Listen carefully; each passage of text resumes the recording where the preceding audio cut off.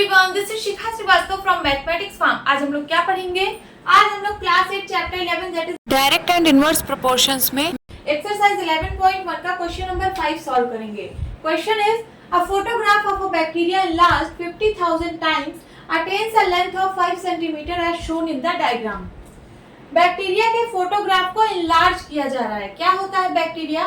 तो आप लोगों ने साइंस में पढ़ा हुआ है कि जो बैक्टीरिया होते हैं वो बहुत ही छोटे छोटे माइक्रो ऑर्गेनिज्म होते हैं जिनको हम नेकेड आइज से नहीं देख सकते। इनको देखने के लिए हम माइक्रोस्कोप का यूज करते हैं। ठीक है, तो ज्यादा हमें बैक्टीरिया के बारे में नहीं जानना है। क्वेश्चन देखिए, जो बैक्टीरिया की फोटोग्राफ है उसको इनलार्ज किया जा रहा है कितने टाइम्स? 50,000 टाइम्स। इनलार्ज का मतलब होता है कि जूम करना, उसको जूम कर करके हम देख रहे हैं। और कितने टाइम्स? 50,000 टाइम्स। बहुत टाइम्स हमने इसको इनलार्ज किया, तब जाके हमें उसकी लेंथ कितनी दिखी? 5 सेंटीमीटर, जैसा कि यहाँ पे दिखाया गया है। ठीक है, हमने फोटोग्राफ ऑफ बैक्टीरिया को इतना इनलार्ज किया 50,000 टाइम्स, तब जाके उसकी लेंथ हमें 5 सेंटीमीटर दिखी। ठीक है, what is the actual length of bacteria?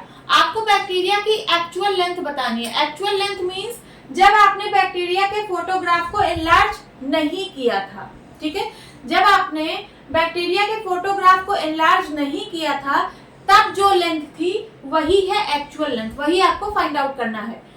यहाँ पे आपने 50,000 टाइम्स एनलार्ज किया तब जाके आपको 5 सेंटीमीटर दिखा। ठीक है, तो जब आप बिल्कुल एनलार्ज नहीं करोगे, बिल्कुल भी एनलार्ज नहीं करोगे, तब तो आपको बहुत ही छोटा दिखेगा जिसको आप नेकेड आइज से देख भी नहीं सकते हो। ठीक है, तो वो लेंथ आपको बतानी है। देन इसी में सेकंड क्वेश्चन दिया गया है, if the photograph is enlarge 20,000 times only what would be it's enlarge length. अब कह रहा है कि अगर फोटोग्राफ को 20,000 टाइम्स एनलार्ज कर दिया जाए तब बताइए कि बैक्टीरिया की लेंथ कितनी होगी। तो चलिए सॉल्व करते हैं। सॉल्यूशन, सबसे पहले हम मान लेते हैं कि actual length of bacteria is x। Let x is the actual length of bacteria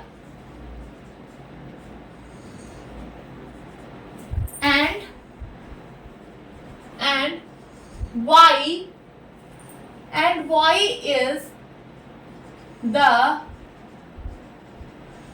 enlarged length when photograph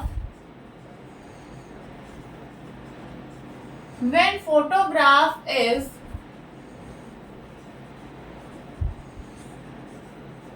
enlarged 20,000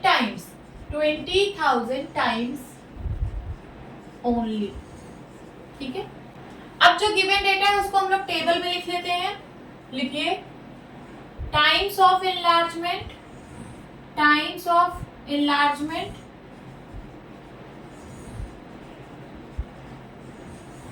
और यहां लिखिए लेंथ, और लेंथ जो है वो सेंटीमीटर में है। एक टेबल बना लेते हैं, इससे इजीली हम सॉल्व कर पाएंगे। अगर आप टेबल में सारा डेटा लिख लेते हो तो आप इजीली सॉल्व कर पाओगे। ठीक है, जब आपने 50,000 टाइम्स एनलार्ज किया था, 50,000 टाइम्स, ठीक है, तब लेंथ कितनी है? 5 centimetre. What is the actual length of bacteria? Actual length of bacteria पूछ रहा है, मैंने उसको मान लिया है क्या? x। यहाँ पे देखिए, x is the actual length of bacteria. ठीक है, एक्चुअल लेंथ हमें कैसे मिलेगी? जब हम फोटोग्राफ को एनलार्ज नहीं करेंगे, मींस यहाँ पे क्या होगा? 1। जब टाइम्स ऑफ एनलार्जमेंट 1 होगा तब हमें एक्चुअल लेंथ मिलेगी। यहाँ पे 50,000 टाइम्स एनलार्ज किया तब जाके 5 सेंटीमीटर लेंथ मिली। ठीक है, अब अगर टाइम्स ऑफ एनलार्जमेंट 1 होगा तब जाके हमें एक्चुअल लेंथ मिलेगी। ओके, आगे देखिए, आगे क्वेश्चन कह रहा है कि अगर 20,000 टाइम्स एनलार्ज कर दिया जाए तो बताइए कि लेंथ कितनी होगी। तो मैंने इसको मान लिया है क्या? y।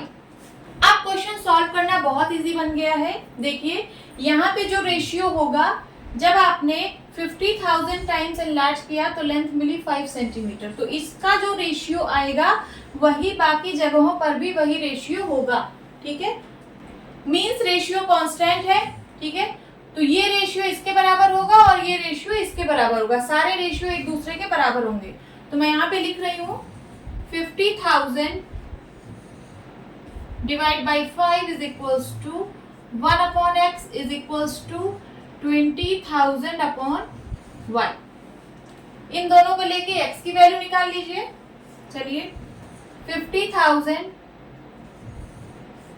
Upon 5 is equals to 1 upon x। यहाँ से x की वैल्यू निकल जाएगी, इसको सिंप्लीफाई करिए। 5 1 जा 5, 5 1 जा 5 एंड 1 2 3 4 4 0।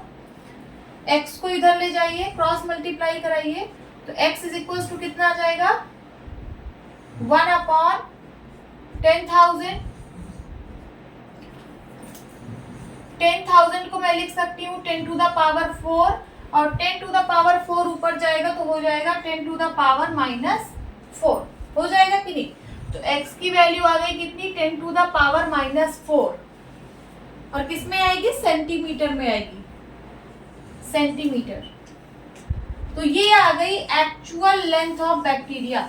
देखिए 10 टू द पावर -4 है, पावर नेगेटिव है, मींस आप समझ सकते होंगे कितनी छोटी वैल्यू है। इसको आप नेकेड आई से तो देख ही नहीं सकते, ठीक है। तो बैक्टीरिया बहुत छोटी होती है। तो ये आ गई क्या 10 टू द पावर -4 सेंटीमीटर, ये आ गई एक्चुअल लेंथ ऑफ बैक्टीरिया। अब आपको y फाइंड आउट करना है, तो फिर से इन दोनों को ले लीजिए। ये इसके बराबर है और ये इसके भी बराबर है, तो मैं इन दोनों को ले रही हूँ, ये इसके बराबर। यहाँ पे सॉल्व करती हूँ। 50,000 upon 5 is equals to 20,000 upon y। 20,000 upon y। 5 1 जा 5, 5 1 जा 5 एंड 4 0। अब देखिए 1 2 3 4, 4 0 से 4 0 कैंसिल, क्रॉस मल्टीप्लाई कराइए, इधर y आ जाएगा, y 1 जा y एंड इधर 2 1 जा 2, ये भी सेंटीमीटर में आएगा, ठीक है। वैल्यूज यहाँ लिख दीजिए। ये आ गया क्या 10 to the power -4 actual length of bacteria and ये आया क्या 2 सेंटीमीटर। 2 सेंटीमीटर तो यहाँ पे लिखा ही है, तो आप फाइनल आंसर लिख देना 10 to the power -4 centimetre is the actual length of bacteria and 2 centimeter is the enlarged length when photograph is enlarged 20,000 times and 2 centimeter is the enlarged length when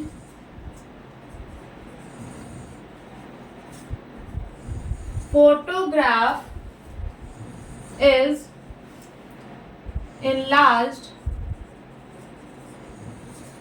20,000 times. ये आ गया आपका final answer. अब आप लोग question को ध्यान से समझिए। जब फोटोग्राफ को 50,000 टाइम्स एनलार्ज किया गया था तो लेंथ क्या थी 5 सेंटीमीटर, और जब फोटोग्राफ को 20,000 टाइम्स एनलार्ज किया गया तो लेंथ क्या दिखी 2 सेंटीमीटर। तो इससे कम है ना, क्योंकि टाइम्स ऑफ एनलार्जमेंट यहाँ कम है। यहाँ 50,000 टाइम्स एनलार्ज किया गया था और यहाँ सिर्फ 20,000 टाइम्स एनलार्ज किया गया है, ठीक है। यहाँ 5 सेंटीमीटर थी लेंथ और यहाँ पे 2 सेंटीमीटर। और जब फोटोग्राफ को एनलार्ज ही नहीं किया गया था, मीन्स टाइम्स ऑफ एनलार्जमेंट कितना है 1, तो बैक्टीरिया की फोटोग्राफ की लेंथ कितनी आई है 10 टू द पावर -4। ये बहुत ही छोटी वैल्यू है, ठीक है। इसको तो आप नेकेड आई से देख ही नहीं सकते हो, तो आप नोट डाउन कर लीजिए। होप स्टूडेंट्स आपको क्लास अच्छी लगी होगी। मिलती हूँ अपनी नेक्स्ट वीडियो में, तब तक के लिए बाय बाय, टेक केयर।